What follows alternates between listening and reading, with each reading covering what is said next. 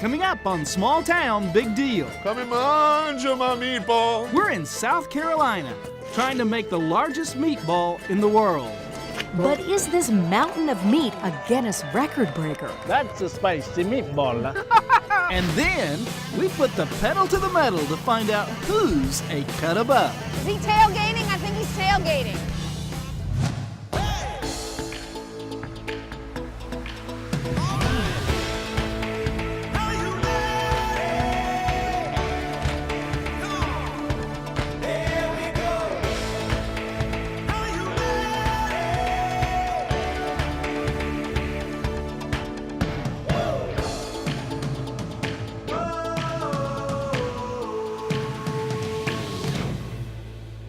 Welcome to Small Town Big Deal. I'm Rodney Miller. And I'm Jan Carl. And we are on Hilton Head Island, South Carolina, and they're cooking up something really big. Yeah. Now, despite its significance, they have not rolled out the red carpet, but they have rolled up a lot of red meat. Yeah, and that makes this a whole new ball game.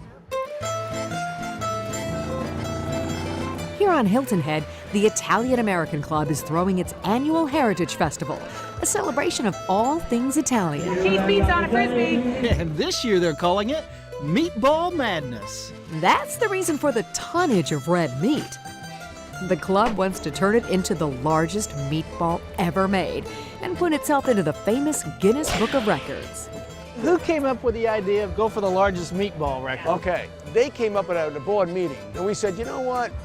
Let's give it a shot. We could do this, not knowing what we were getting ourselves into. Right. And what were they getting into? Well, to set a record, their meatball must weigh more than 1,110 pounds. Ohio's Columbus Italian Club set that mark in 2011. And then we needed a chef. Come and mangia my meatball. Enter Joseph Sullivan, owner of the local Italian restaurant Mulberry Street, Trattoria. How did you get roped into this whole Well, thing? you know, that's what happens when you drink wine and hang out with Italian guys. Happy Meatball Day. And I said, hey, chef, what do you think of the largest meatball in the world? He goes, I don't know, a couple 100 pounds? I can do that. I said, how about 2,000? I thought they were kidding when they said it first. Yeah. But this is no joke. They want a record that won't be broken, a one-ton meatball. And mamma mia, that's a lot of meatball. Yeah, but slightly bigger than the batch Mama made on Sunday nights. 1,900 pounds of beef and pork, 700 eggs, 40 pounds of oregano, 56 pounds of salt, 56 pounds of pepper, 150 pounds of garlic. I think we're gonna need a few gallons of Listerine. But where do you find a mixer that can blend a one-ton meatball? You don't. But Joe found this one that handles almost 200 pounds at Hilton Head's French Bakery. Everybody kicked in. The community really embraced the whole thing. Yes, mastering this mountain of meat definitely takes a village. In this case, the village is Hilton Head, a resort island on South Carolina's Atlantic coast, 100 miles south of Charleston. Not necessarily a place that screams meatballs. Now this doesn't tilt, so we obviously got to pull it all out by hand, like a shovel. You got a shovel in your car? Hey, we're all Italian. Doesn't anybody have a shovel in their car? This is just the first batch to be mixed.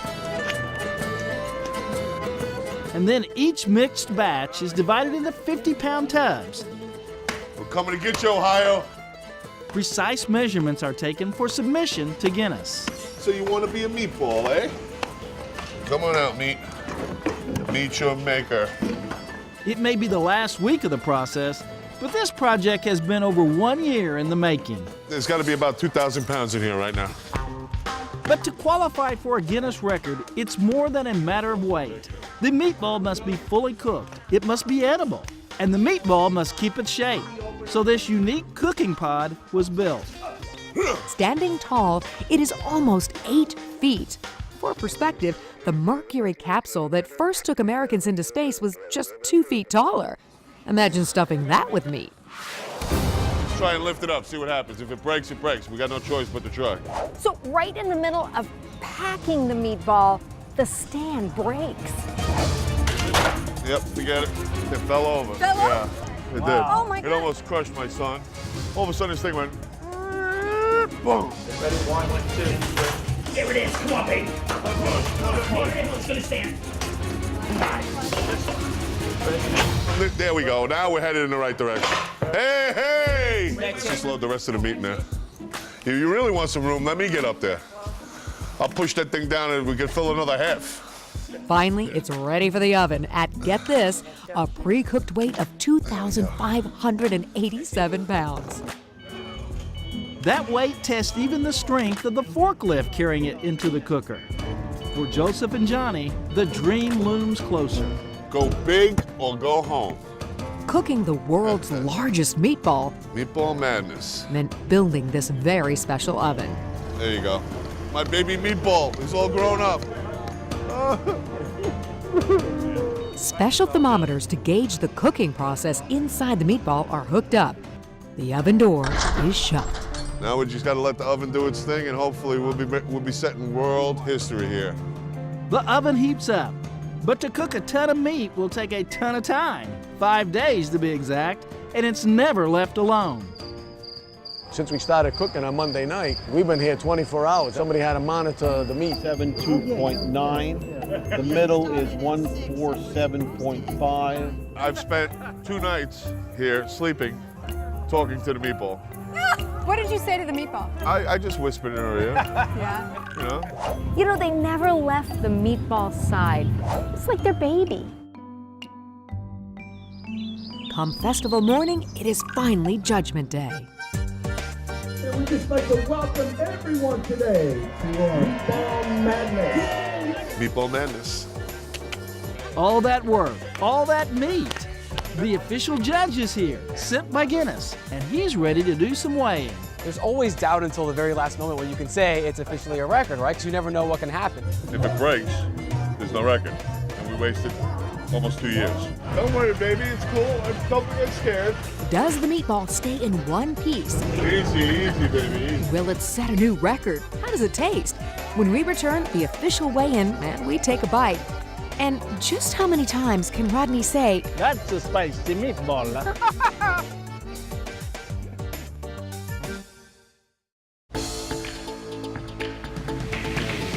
Welcome back to Small Town Big Deal, we're still here on Hilton Head Island in South Carolina.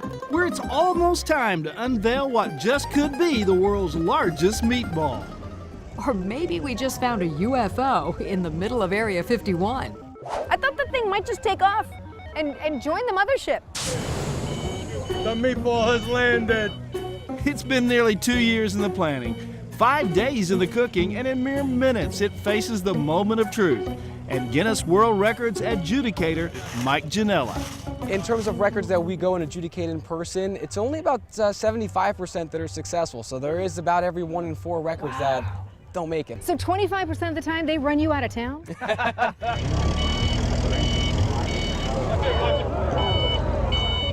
I am really nervous it's going to slide off that forklift. Moving the pod over to the Guinness scale is no small feat. It's not gonna fall. If it's gonna fall, I'm gonna be underneath it.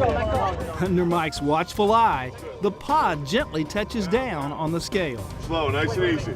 Round and round the numbers go, but where they stop, only Guinness knows. For now, the results are not official yet. Is it certified? Not yet. We have to take this top off to make sure it stays a meatball. Cut these things off, I wanna see her.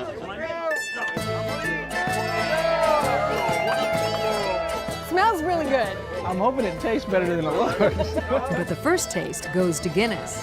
One of the rules was it had to be edible, so I'm just doing my job here. Everybody enjoy it. Great record. How did it taste? It tasted great. I got the crispy edge, which I like as well, personally. When I tasted it, it was definitely a spicy meatball.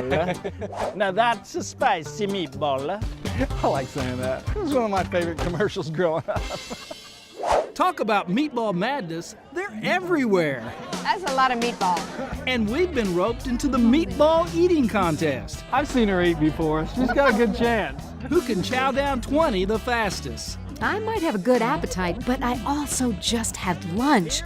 There's only one way I'm getting them off my plate. Do you think he's noticing? Go! Well, I certainly am now. What are you doing? I don't know what she was doing, but I'm pretty sure I ended with more meatballs than I started with. They're eating away. It doesn't matter though, because neither of us were gonna beat this guy. I ate a half a dozen and I still have 18 left. Something's not right here. Well, we want a trophy too. So it's on to the grape stomping. Hey, mine aren't painted. Oh, I'm glad yours are not painted. The winning team must stomp the most juice out of their grapes in just 2 minutes. Sounds easy, right? Okay, switch. I'm not clear on the rules, so I'm just gonna stomp like crazy. I'm exhausted. You know, I have to give Rodney first place for technique. I was just trying to put a little rhythm into it, you know? Oh my God, I'm gonna fall over. Switch. Slippery. Oh my gosh, 2 minutes has never felt this long. 3, 2, 1, the end. Stop. All right. I had no idea it was gonna be that kind of a workout. But check out our bucket before and after. Well, I think we did okay. Jen's got big feet, and so she was smashing them pretty good. I have white feet, I know. It's time to weigh the juice, and I will not let them miss a drop. Team number 3, Jan and Rodney. Well, it's third place, but it's a medal. You think I can sleep in this? But there's another prize, a big one at stake here, and the anticipation has been building. Will their meatball put the Italian-American Club of Hilton Head into the Guinness Book of Records? Chef Joe is wrapped in the Italian flag. Club President John DiCecco awaits the official word. The record to beat was 1,110 pounds, 7.84 ounces. Today, the Italian-American Club of Hilton Head made a meatball with a weight of 1,707 pounds and 8 ounces. I saw some tears. Yeah. I don't know. 2 years? Yeah, put a lot into it. My heart's as big as my belly.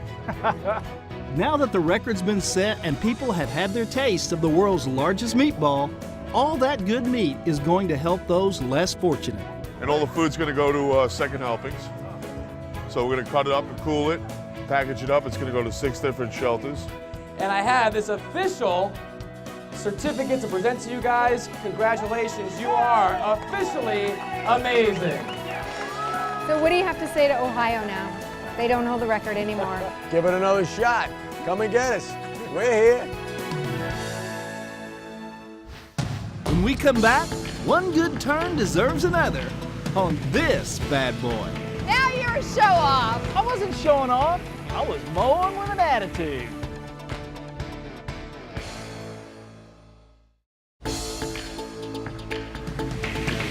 Welcome back to Small Town Big Deal. We are in the small town of Batesville, Arkansas, population just a little over 10,000. We are on Main Street, which has been undergoing some major revitalization, celebrating their past and rich history. But it's cutting-edge technology coupled with a little major attitude that's really putting them back on the map. And making some noise.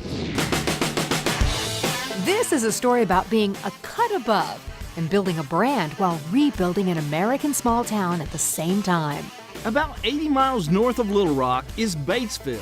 Its main claim to fame over the years is that it's the oldest city in Arkansas.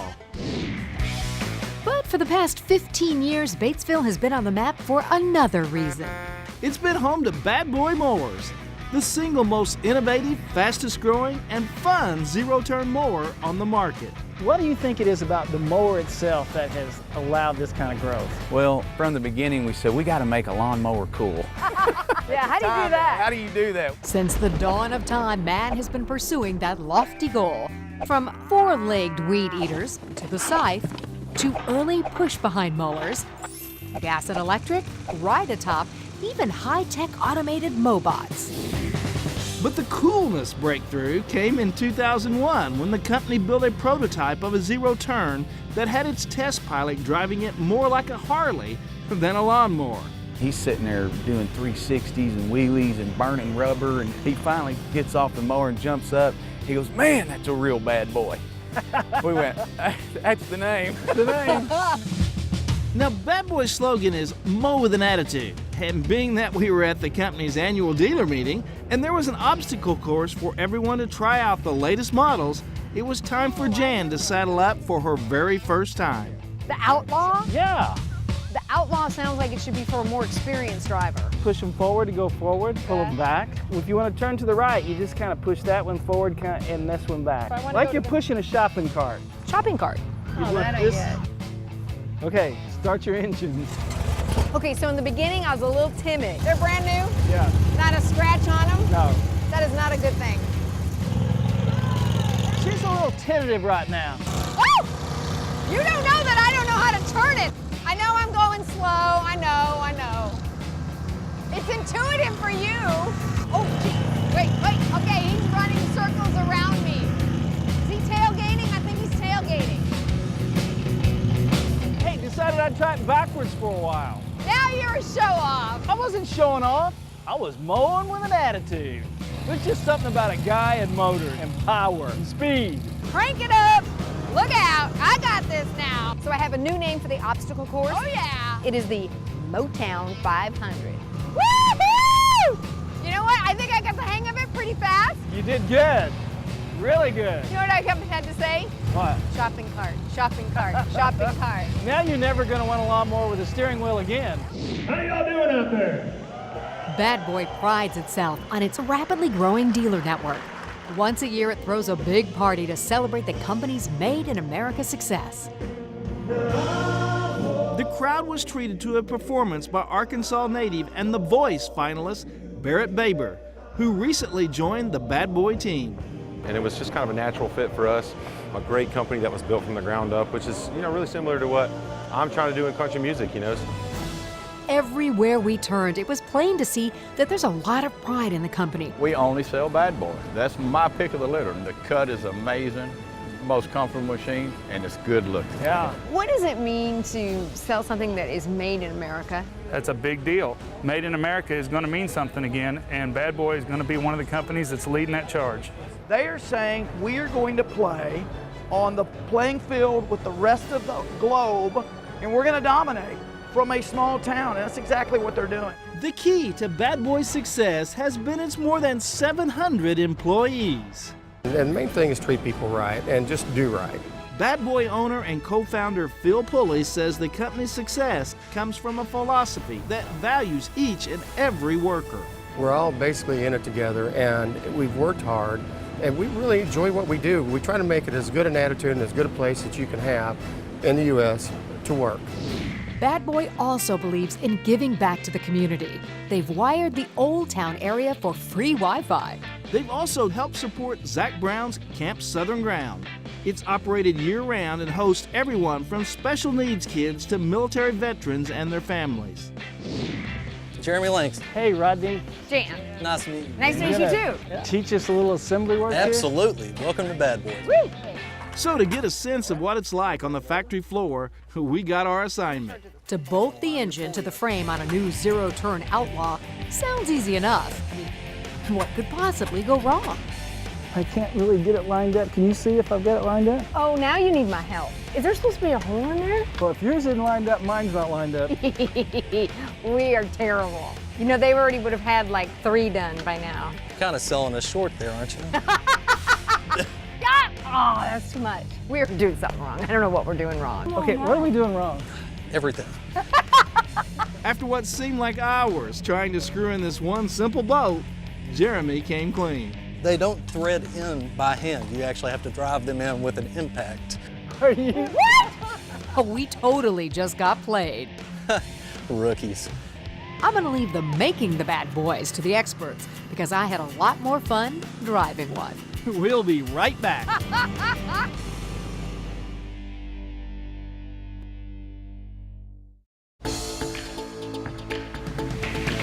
We hope you've enjoyed this episode of Small Town Big Deal, and I think those guys on the assembly line sure got us pretty bad. I think that's why they're called Bad Boy. Yeah, you know, the funnest part of this whole trip was that obstacle course. Oh, that's because you did the whole thing backwards, Mr. Show-Off. Will you ever forget the world's largest meatball? How can you forget 1,700 pounds of meatball? You can't. All right, what should be next? World's largest? Spaghetti.